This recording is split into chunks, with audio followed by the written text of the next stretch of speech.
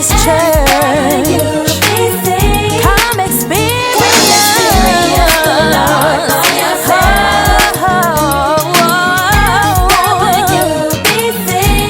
experience the Lord for yourself. FWBC. Come experience the Lord for yourself.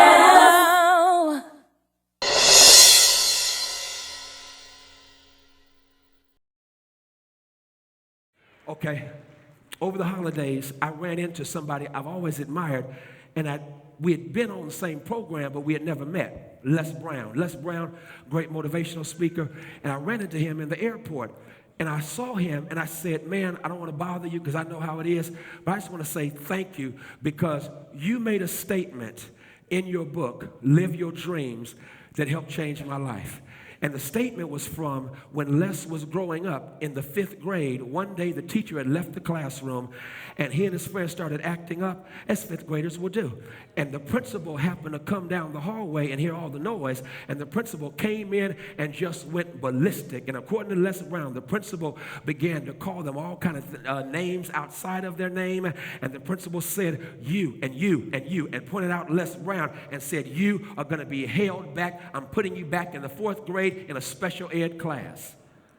And Les Brown said that people don't understand how powerful labels are when we label our children at such young ages. And I pray for the day that we start fighting and rising up as a people and we refuse to allow somebody to label our child because of their lack of ability to teach.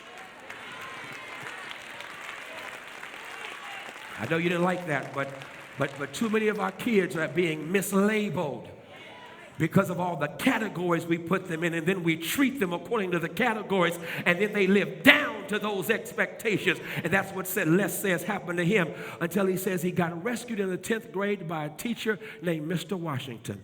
Oh, I thank God for good teachers.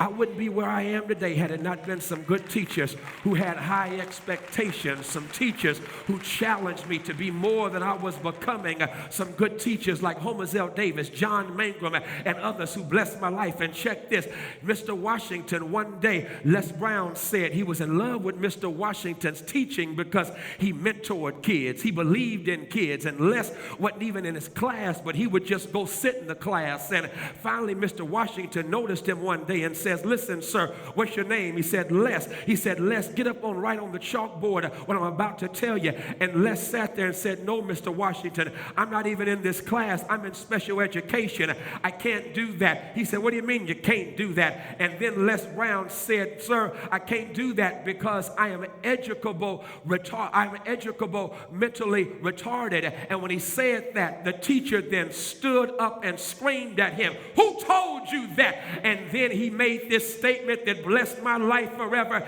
He says, don't you ever allow other people's opinions of you to become your reality. May I bless somebody right quick? Quit allowing somebody else's opinion of you to become your reality. They ain't God. They didn't die on a cross for you. If they did not do that, their opinion does not count. May I tell you whose opinion does count? My Jesus, his opinion counts. Guess what he thinks of you? He thinks so much of you. He died for you. He thinks so much of you. You're the head, not the tail. You're on top and not on bottom. And so whatever else you do, bear in mind, he thinks a lot of you. When you know who you are, you ain't tripping on what other folk think you ought to become. Friendship West Baptist Church.